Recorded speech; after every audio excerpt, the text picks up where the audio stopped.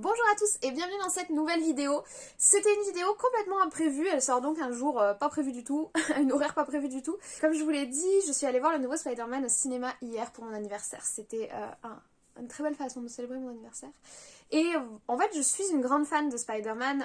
Spider-Man et Iron Man, c'est les deux héros qui me parlent le plus dans l'univers des super-héros. Donc, comme je vous en ai déjà parlé pour Eternals, mais je me répète, je suis pas une lectrice des comics. J'en ai lu quelques-uns par curiosité, mais voilà, j'ai pas particulièrement accroché. Je suis une grosse lectrice de manga, je lis du roman aussi, mais je sais pas. Le comics, ça m'a pas particulièrement séduit, à part Sandman de Neil, je sais plus qui. Les comics m'ont pas particulièrement appelé, on va dire, mais j'adore les films de super-héros, j'adore les films Marvel et j'adore particulièrement Spider-Man. J'ai vraiment un sentiment presque familial. C'est bizarre dit comme ça, mais vraiment c'est comme si c'était un vieil ami. Et c'est un personnage qui m'accompagne depuis très longtemps, tout simplement parce que c'est un personnage qui est présent au cinéma depuis des années, depuis les années 2000. À 10 films en tout. Oui, 10 films en tout qui sont sortis sur Spider-Man avec des propositions différentes. Et j'avais déjà pensé, j'avais déjà le projet pour cette chaîne de vous faire un petit Spidey historique. Un historique des films sur Spidey qui sont sortis. Et je pense que là, avec la sortie du dernier Spider-Man du MCU, je pense que c'est vraiment l'occasion de revenir sur 2 décennies de films Spider-Man et d'en parler. Et puis si jamais vous n'êtes pas super au point, que vous les avez pas tous vus, ou que vous avez besoin de vous remettre en mémoire toute l'historicité des films sur Spider-Man, cette vidéo est faite pour vous. Je vous laisse avec le générique, on se retrouve tout de suite.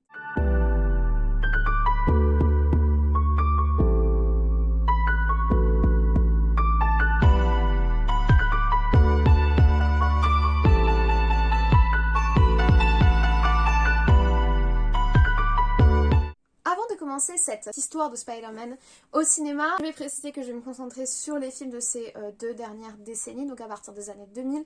Je vais pas aborder tout ce qui est dessins animés, séries de dessins animés pour enfants, notamment dans ses apparitions sur les dessins animés des Avengers, etc. Je vais vraiment aborder les films qui sont sortis au cinéma. Je suis pas une lectrice des comics, moi j'ai surtout une culture de l'univers Marvel et de l'univers des super-héros à travers le cinéma. Très présent aujourd'hui, il était beaucoup moins à l'époque. La culture de Spider-Man est également associée à ces différents films ainsi qu'aux dessins animés qui passaient le matin avant que j'aille à l'école, où j'arrivais pas à suivre parce qu'ils passaient toujours les épisodes dans le désordre. Mais voilà, c'est ça ma culture à moi, Marvel. Je ne considère pas que je détiens toutes les connaissances sur l'univers, vraiment pas. Et ce que je vais vous dire, c'est ce que moi je sais et ce que je peux vous dire de mon expérience cinématographique de cet univers des super-héros et de Marvel. Donc, notre histoire de Spider-Man au cinéma commence dans les années 2000. Nous sommes à une période où le genre super-héroïque est pas ultra présent au cinéma. Aujourd'hui, c'est devenu extrêmement commun avec ce mastodonte monstrueux qu'est Marvel. C'est pas du tout une critique, hein, mais c'est vrai que c'est un monument phénoménal dans le cinéma actuellement. 2 fois par an, on a notre rendez-vous biannuel de sortie de film. On a une flopée incroyable de super-héros. C'est pas forcément le cas à cette époque. Il y avait vraiment, à ce moment-là, je pense qu'il y avait un créneau à prendre.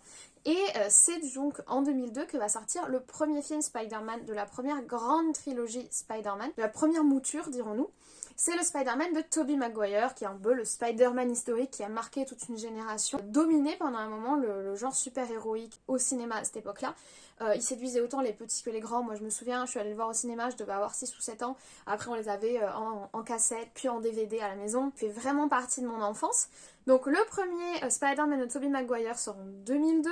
C'est vraiment le Spider-Man classique.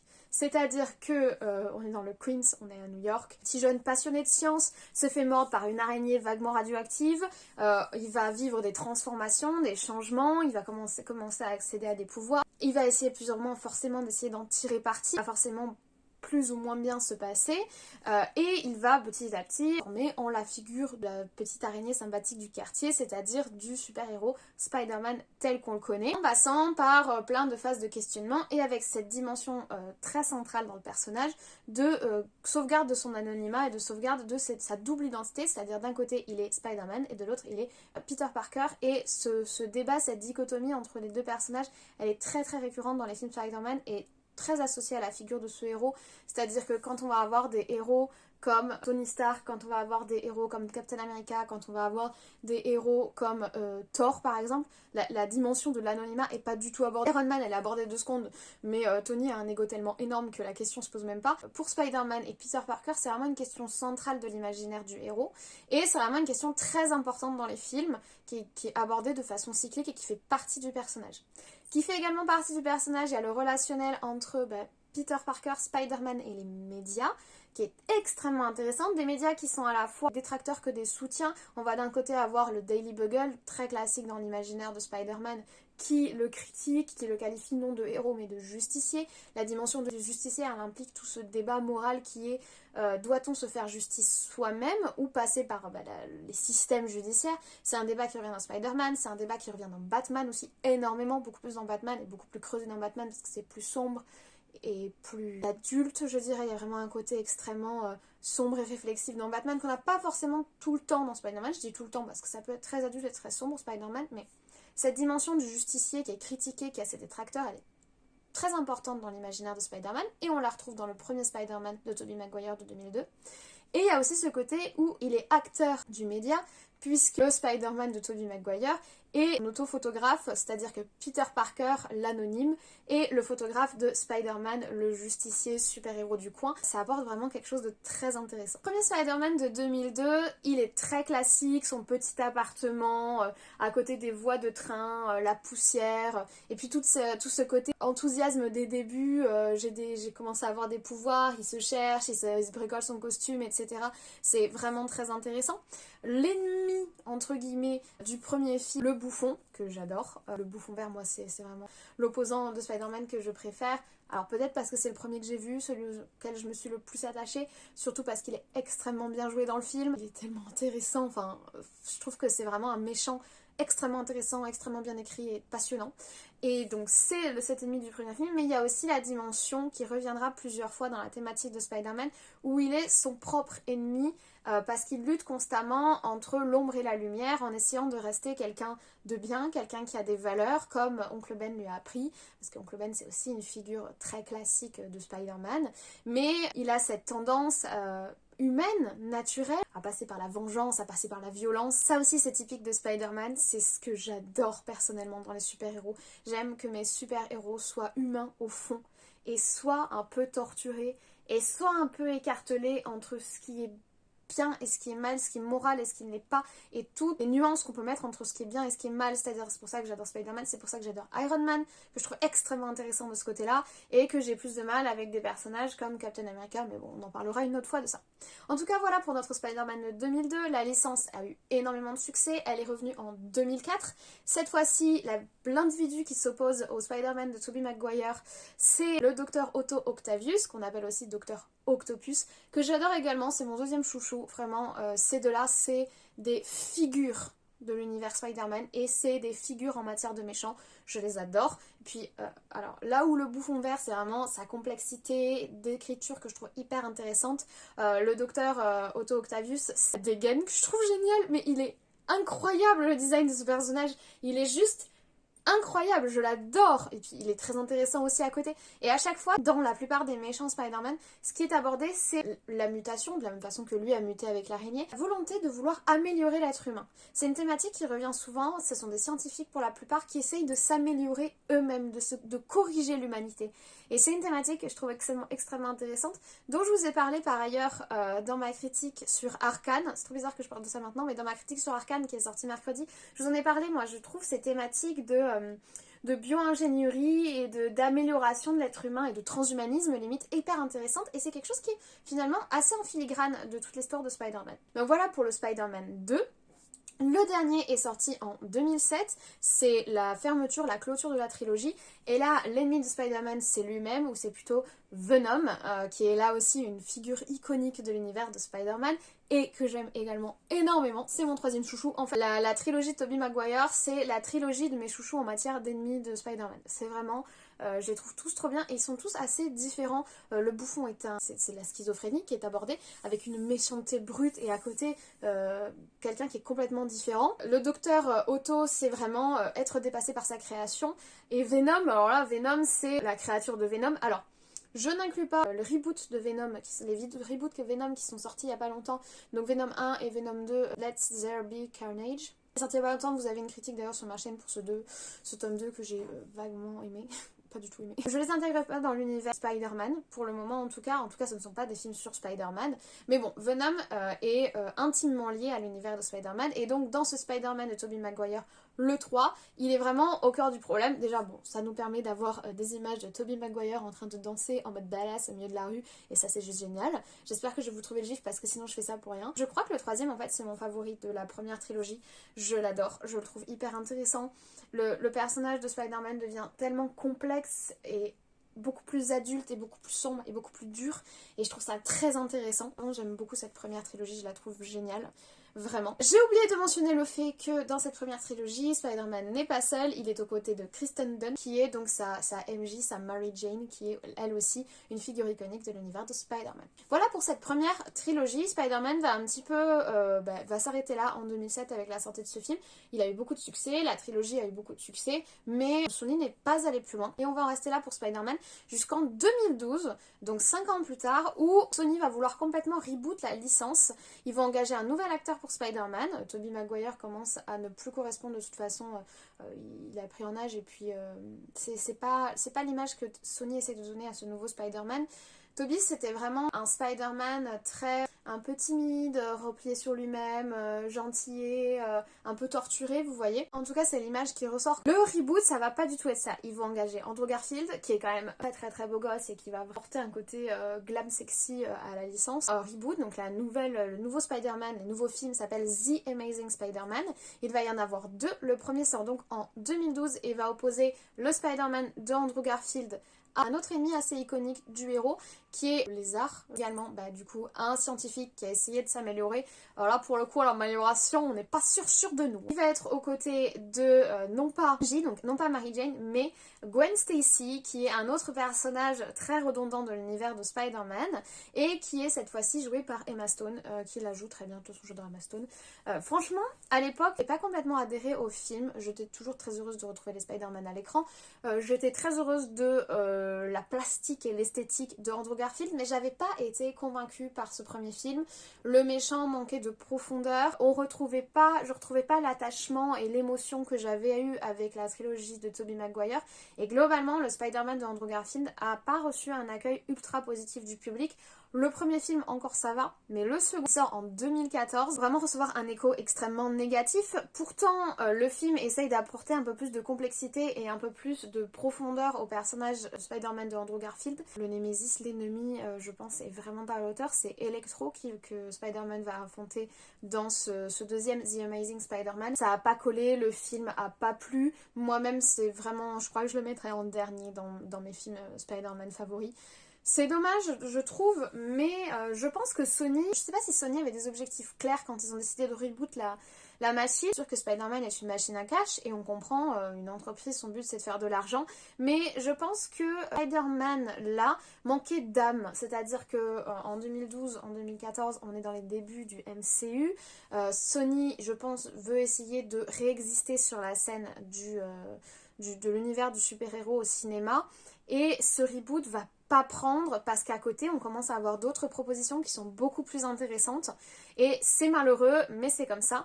Normalement un The Amazing Spider-Man 3 avait été lancé, des scénarios avaient été écrits, il y avait eu quelques débuts du coup pour poursuivre la sortie et finir cette trilogie. Et sortir en 2016, ça ne sera pas le cas tout simplement parce que c'est en 2016, fin 2015, début 2016 que commencent les négociations entre Sony et Marvel. Marvel dans son MCU souhaite ramener le personnage de Spider-Man, mais il ne souhaite pas faire appel au Spider-Man de Andrew Garfield. Alors il y a plusieurs hypothèses, moi je me suis basée sur celle de The Story of Marvel, qui est un film de Tara Bennett qui analyse un petit peu les ressorts qu'il y a derrière du coup le mastodonte qu'est le Cinematic Universe et toutes les négociations, j'allais dire les magouilles, c'est pas forcément des magouilles, c'est pas forcément négatif, mais toute la géopolitique du MCU qu'on voit pas forcément quand nous on va voir les films. En fait le MCU cherche à faire un héros plutôt adolescent. Spider-Man correspondait à ce profil, c'était quelque chose qui manquait dans leur panel de propositions au niveau de leur panel de héros pour les Avengers.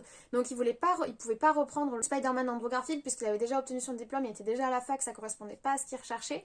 Et en plus plus, je pense qu'il y avait aussi une volonté, du coup, pour que ça colle au mieux à la storyline de Marvel, de tout reprendre du début.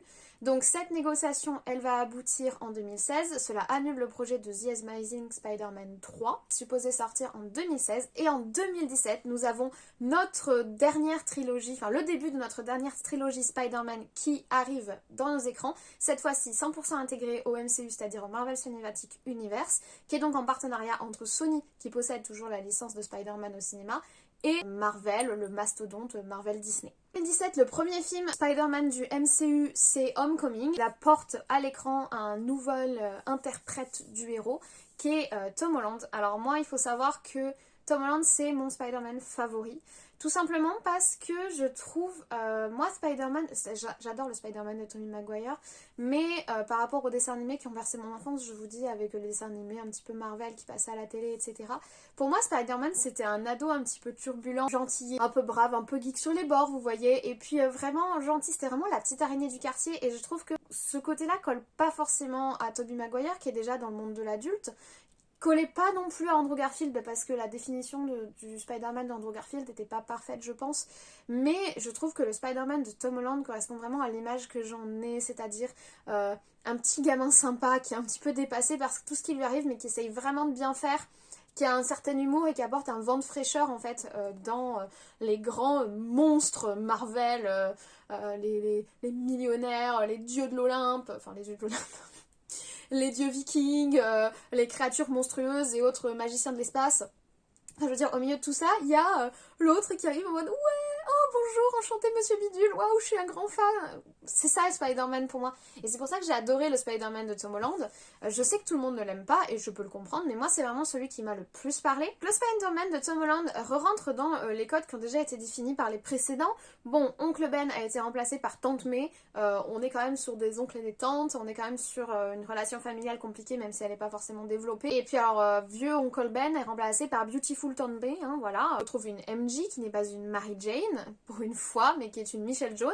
Le petit clin d'œil est là, c'est-à-dire on reste dans l'univers, par Zendaya par ailleurs, aux côtés de Tom Holland à l'affiche. On va y intégrer un nouveau paramètre qui est Tony Stark, qui va être un petit peu le protecteur, papa de substitution de Spidey, et j'adore leur relation. De toute façon, j'adore Tony, j'adore Spider-Man, ça ne pouvait faire que mon bonheur, leur relation, et je fais encore le deuil de toute façon de Tony, et je fais encore le deuil de la relation Spidey-Tony, voilà, c'est très triste pour moi. C'était quelque chose que je voulais vraiment voir évoluer positivement.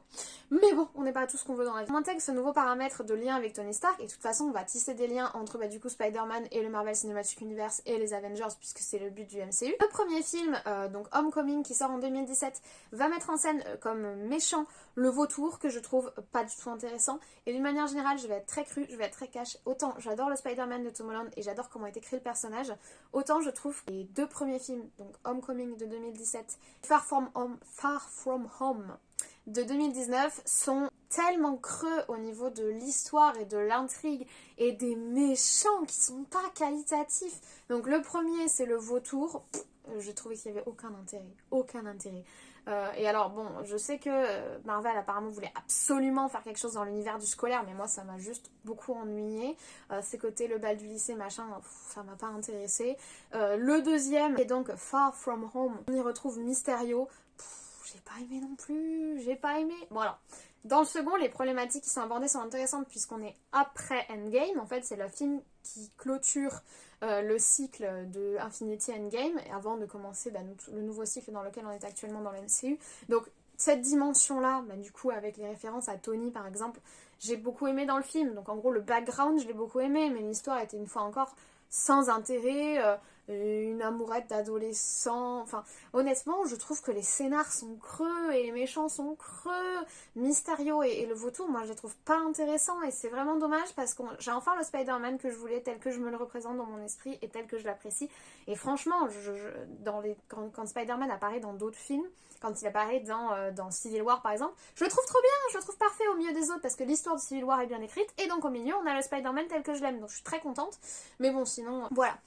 Et donc cette trilogie s'est clôturée mercredi avant-hier par la sortie de Spider-Man No Way Home, impossibilité de rentrer à la maison en traduction French, qui est donc sorti le 15 décembre 2021 et qui clôture cette première trilogie, cette première série de films Spider-Man.